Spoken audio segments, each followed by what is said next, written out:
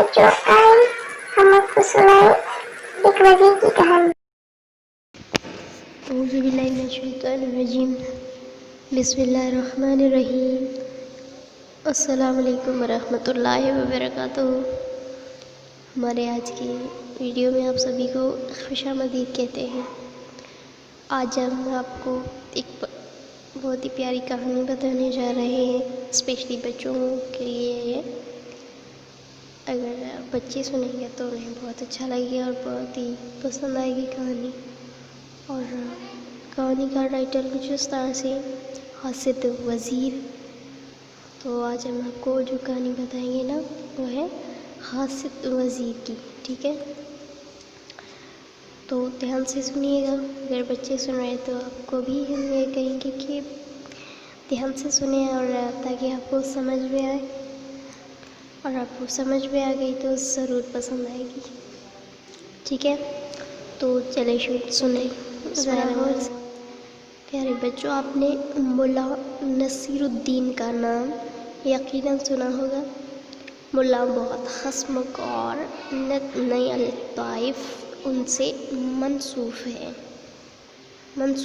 ठीक है, उनकी सारी उम्र जो है बादशाहों के दरबार में गुजरी। हर बात पर मजाक करना उनकी आदत। बादशाह भी उनसे बहुत खुश थे, जिसकी वजह से बहुत से लोग उनसे जलते थे। एक मर्तबा मुल्ला को पैसों की ज़रूरत पड़ गई। बादशाह ने वज़ीर ख़ज़ाना को हुक्म जारी किया कि मुल्ला को उतने दीनार जो है दिए जाए।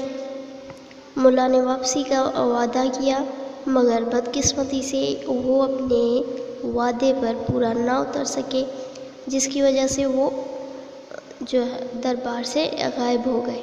बादशाह को उनकी गैर हाज़िरी नागवार गुजरी थी, क्योंकि उनकी मौजूदगी में बादशाह दहशाश और बशाश रहता था। अक्सर वज़रा और ताजिर मुल्ला से हसद करते थे। बादशाह ने हर कारे भेजे ताकि पता चल सके आखिर मुल्ला दरबार में क्यों नहीं आ रहा। हर बार उनका बेटा मुख्तलिफ बहाने करके तरखा देता। दरबार के अमरा वज़रा ने बादशाह को उकसाया। बादशाह को मुल्ला पर बहुत गुस्सा आया। उसने के मुल्ला को दरबार में हाजिर किया। उसने कहा कि मुल्ला को दरबार में हाजिर किया जाए। कोतवाल ने सर झुकाया और मुल्ला के घर की तरफ रवाना हो गया। मुल्ला ने खिड़की से कोतवाल को देख लिया तो अपने बेटे से कहा कि जब वो कोतवाल पूछे तो बताना कि मुल्ला मर गया है, और ख़ुद चाराई के नीचे छुप गया। जो नहीं कोतवाल ने दरवाज़ा खटखटाया या मुल्ला का बेटा मुल्ला की आवाज़ में बोला तो मुल्ला तो वफ़ात पा गए हैं। कोतवाल को शक गुजार, क्योंकि ये भी तो मुल्ला का बेटा है जो चकमे दे रहा है। उसने घर की तलाशी का बहाना सोचते हुए कहा, चलो अंदर बैठकर ताज़ियत करते हैं। मजबूरन मुल्ला का बेटा उसे घर के अंदर ले आया। उसी चारपाई पर बैठे मुल्ला की बातें करते रहे। नीचे मुल्ला को चूंटियाँ काट रही थी। कोतवाल गहरी नज़रों से दूसरे कमरों की तरफ देख रहा था। उसने हिलने जुलने की आवाज़ सुनी तो उसने चारपाई के नीचे झांका जहाँ मुल्ला छुपे हुए थे। कोतवाल ने टांग से पकड़कर उन्हें खींच लिया और कहा, واہ جی واہ، آپ کا بیٹا تو کہہ رہا تھا آپ مر گئے ہیں۔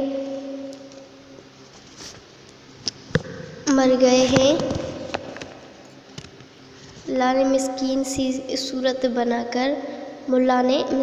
صورت بنا کر کہا، یہ زندگی بھی کوئی زندگی ہے، چارپائی کے نیچے سے نکلنا شرمندگی ہے۔ اس پر کوتوال کو ہنسی نکل گئی۔ وہ اسے پکڑے میلے کچیلے کپڑوں سمیت بادشاہ کے دربار لے گیا۔ بادشاہ نے اس کی یہ حالت دیکھی تو تعجب سے پوچھا، یہ کیا حلیہ بنا رکھا ہے؟ اس پر کوتوال نے سب ماجرا کے سنایا، جسے سن کر بادشاہ نے اسے معاف کر دیا۔ ایک بار ملا سخت بیمار ہو گئے۔ دوست احباب عیادت کو آنے لگے۔ ملا کے گھر سے کچھ نہ کچھ کھا کر جاتے۔ ملا نے اپنے بیٹے کے کان میں کہا، جب عزیز رشتے دار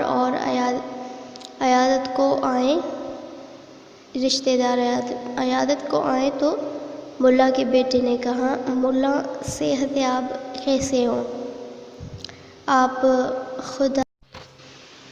آپ خالی ہاتھ آ رہے ہو، کوئی سیب انار کیلے ہوں تو ملا صحت مند ہو۔ آپ کو خالی ہاتھ دیکھ کر ملا کو دورہ پڑ سکتا ہے۔ کچھ دوست رشتے دار پھل وغیرہ لائے۔ ان سے فارغ وقت میں ملا اور اس کے گھر والے مزے سے پھل کھاتے رہے۔ جب بادشاہ کو یہ پتہ چلا ملا سخت بیمار ہے تو وہ اپنے وزراء درباریوں کے ساتھ عیادت کو آیا۔ ملا کو علم تھا ان میں سے ایک وزیر ملا سے حسد کرتا تھا۔ خوش عیادت کر کے گیا، اسے فخر محسوس ہوا۔ ملا نے بادشاہ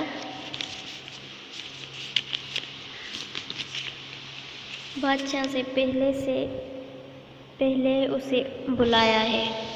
جب بادشاہ کو پتہ چلا تو وہ ملا سے ناراض ہوا کہ اس نے وزیر کو مجھ پر فوقیت کیوں دی۔ اس پر ملا نے کہا، حضور گستاخی معاف، مجھے پتہ ہے وہ حاسد شخص ہے۔ مجھے ڈر تھا اگر میں مر گیا تو آپ سے پھر جنت میں ملاقات ہو سکتی ہے، مگر چونکہ وہ حاسد شخص ہے، وہ دوزخی ہونے کی وجہ سے مجھ سے کبھی نہیں مل سکتا۔ ملا کی بات بادشاہ اور درباری مسکرانے لگے۔ بادشاہ نے کہا، بے شک تم نے ٹھیک کہا، حاسد کا ٹھکانہ دوزخ ہے۔ جب اس وزیر کو پتہ چلا کہ ملا نے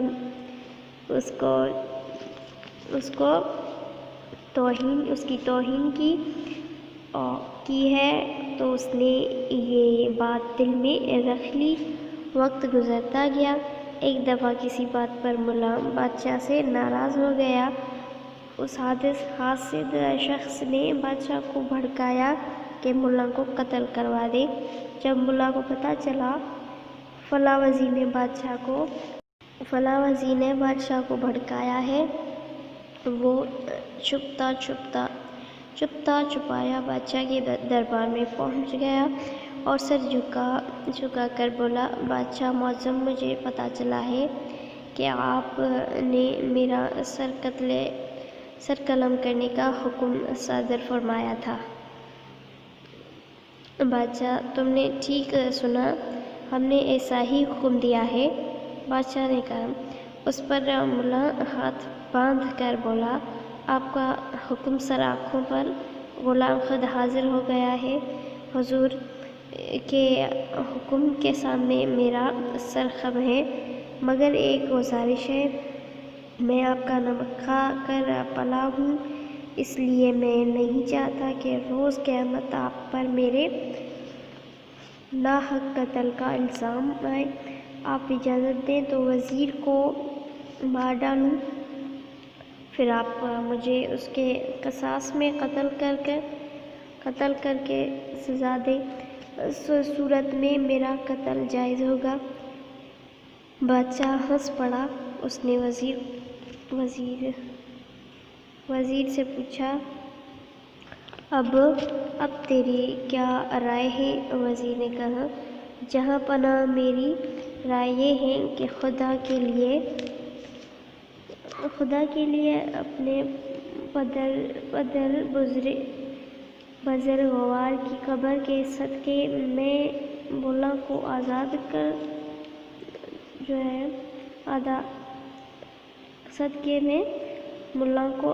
کر دیجیے تاکہ میں ابھی اس کی تجویز پر بچ سکوں۔ اس پر بادشاہ اور درباری ملا کی ذہانت کے متعارف ہو گئے اور حاسد وزیر نے حسد سے توبہ کر لی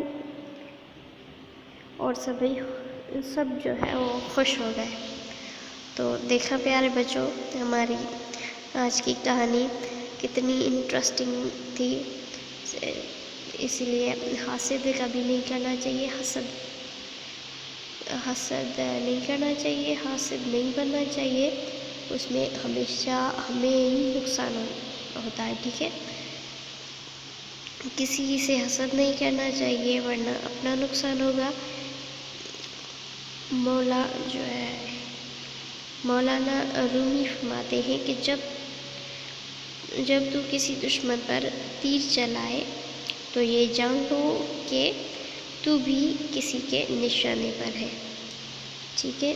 تو امید کرتے ہیں ہمارا آج کا جو ہے یہ کہانی کا ویڈیو آپ کو پسند آیا ہوگا، ہماری کہانی پسند آئی ہوگی تو ضرور اس ویڈیو کو لائک اور شیئر کیجیے، اور ہمارے اسلامک ویڈیو ہی ہے، تقریباً ساری باتیں اسلامک واقعات اور سارے اسلامی آپ سے شیئر کرتے رہتے ہیں۔ آج کی کہانی ضرور لائک اور شیئر، ہمارے چینل کو سبسکرائب کیجیے۔ انشاءاللہ ہم آپ سے مخاطب ہوتے ہیں اگلے ویڈیو میں دلچسپ کہانی کے ساتھ یا کسی اور بات کے ساتھ، اور جب تک کے لیے اجازت ہم دعا کرتے ہیں کہ لاسٹ میں اللہ تعالی ہمیں جو ہے اچھا بننے کی توفیق عطا فرمائے اور حسد سے بچائے۔ اب اجازت دیں، اللہ حافظ، خدائے پامان۔